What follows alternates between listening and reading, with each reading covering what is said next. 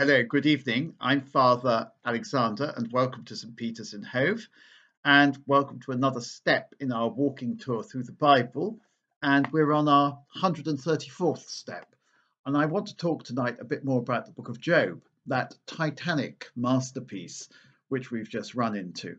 Now, in the 14th chapter, just the end of the 13th chapter and the beginning of the 14th chapter, Job is once more doing what he does best, lamenting his fate.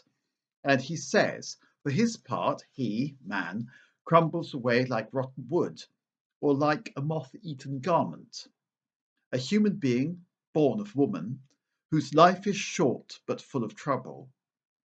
Like a flower, such a one blossoms and withers, fleeting as a shadow, transient. And this is the creature on whom you, God, fix your gaze and bring to judgment before you.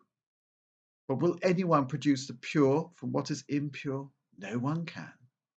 It's a beautifully rendered passage, I think, by the translator of this work. The translator was, in fact, I think we were told it was the general editor of the Bible, the Jerusalem Bible, gave it to his nephew to translate, his nephew being the former head of Balliol College. He was a man called Father Alexander, who was the man who oversaw the original Jerusalem Bible. And I've forgotten the name of the chap who was head of Balliol College, but who was given it. Except the thing is, he didn't translate it from Hebrew and Greek or Latin. He translated it from French directly into English. So it's a translation of a translation. Now we'll get, at least that's what I've heard. Generally speaking, they keep quiet who translates what.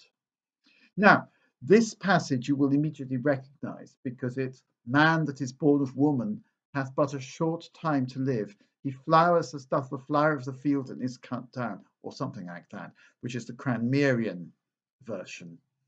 I had the funny feeling that it was used in the Book of Common Prayer funeral service, but I haven't been able to find it. It's hilariously sent up by Evelyn Waugh in the scene in the Pet Cemetery, where he says, "Dog that is born of bitch hath but a short time to live," etc. I feel a bit embarrassed quoting that. It sounds almost blasphemous. So we also have this thing about the flowers of the field are transient. We have this in the Psalms. Now, further on, he goes on to say the following. He says a tree can be cut down, and we cut down the tree and it starts sprouting again. Many trees do that. But a human being, he asks, he dies, and dead he remains, breathes his last, and then what is he? The waters of the sea will vanish, the rivers stop flowing and run dry. A human being, once laid to rest, will never rise again. The heavens will wear out before he wakes up, or before he is roused from his sleep. Now, this is chapter 14, verse 10, a clear denial of the resurrection. Very clear denial of the resurrection. No wonder this passage is not so familiar to us. That one about man that is born of woman hath but a short time to live is a beautiful passage. We do know that passage, but this one we don't have. You wouldn't read this out at a funeral, would you? And it's very, very, very clear. He dies, and dead he remains. The heavens will wear out before he wakes up again. So, will no one, he goes on, will no one hide me in Sheol and shelter me till your anger is past, fixing a day for me, for calling me to mind? Can the dead come back to life? Day after day of my service, I should be waiting for my relief to come. Then you would call and I should answer. You would want to see once more what you have made. But it's clear that at this point, Job does not believe in the resurrection of the dead. In other words, he's reflecting the common Jewish idea that maybe there is some sort of half-life afterwards, Sheol. There's certainly no eternal life afterwards, that once you're dead, you're dead. Now, this is interesting because one of the great passages we use at funerals is, I know my Redeemer liveth, and that at the end he shall call me forth, etc. Now, the trouble with that is that the Hebrew is so uncertain and the translation can be so widely varying that what that is saying is not quite what we assume it's saying.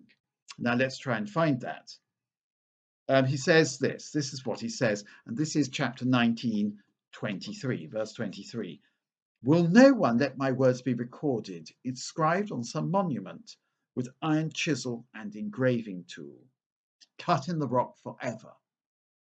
I know that I have a living defender, says Job, and that he will rise up last on the dust of the earth. After my awakening, he will set me close to him, and from my flesh I shall look on God. He whom I shall see will take my part. My eyes will be gazing on no stranger. Now, this is rather different from the translation we're used to, which is, I know my Redeemer lives, and at the last I shall rise from the dead, and so on, and he will set me close to him, and so on. It's close to what we're used to, but it's not quite a ringing endorsement of the resurrection, is it? What does this lead us to think? And after my awakening, it seems to be a resurrection. So having said there's no resurrection in chapter 14, by chapter 19, he seems to think there is a resurrection. Well, you could say that. I think what we can say here is that Job is groping towards the idea of a resurrection. And the resurrection entails with it a restoration of all the things we've lost and a rebalancing of justice, giving to those who've been unjustly deprived of life, who've suffered a great deal in life, giving them back what they should have had in the first place, if you see what I mean. In other words, the resurrection is part of God's justice. And this is an idea we had, if you like, in the book of Maccabees. There's people who went to their martyrdom saying, I'll get these limbs back at the resurrection of the dead. I think, though, we've got to balance this idea that Job is a ringing endorsement of the resurrection with something else. And that is to say, Job is a sign to us of how faith is tested, how we can feel we know that we believe in God and have that faith shaken, how we can feel that there is no future, there is no resurrection, there's no comfort whatsoever, and there's no justice. And yet, through this very dark night of the soul, we can finally come to some sort of faith. What Job reminds us of, and I think this is why many people think that Job is a great work of art, a great work of literature, is this, that many people live entirely without faith. I've known a few people who've said to me, I think that after death, there's nothing. And I found that very depressing, particularly as this often came from people who were dying. I think they'd say, I'm dying, and I know that this is it, this is the end. After death, there's nothing. And once tried to encourage them by talking of heaven. And while one has spoken to the dying of heaven who've articulated this very bleak outlook, one has felt oneself, am I spinning a line which is coherent with the line we spin when we tell children fairy stories? I remember my first experience of death, my mother saying to me, Granny has died and gone to heaven. I was about 5 years old, I think, and I was quite happy with that. I was very upset that my grandmother had died, but I had absolutely no doubt that Granny would be in heaven and that all would be well.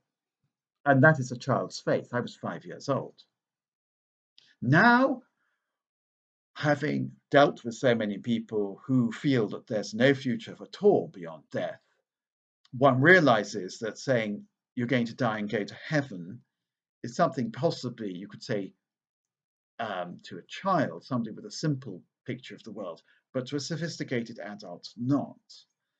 I think we've got to say that there is much darkness in the world, as Job encounters. But somehow or another, if we believe in God, we believe in the triumph of light. I know my Redeemer lives, and that at the end, in other words, after a very, very long obstacle course, I shall see my Lord, my God, and he will place me close to him. In other words, there is a dark night of the soul to be gone through, but something will come out at the end. What that something is, I'm not sure. But Job does say, let it be written down with a graving tool, let it be inscribed in rock. In other words, this is something that I hold firm. This is something that, like words written in rock, will endure. Okay, that's enough about the book of Job for now. All the very best. Bye.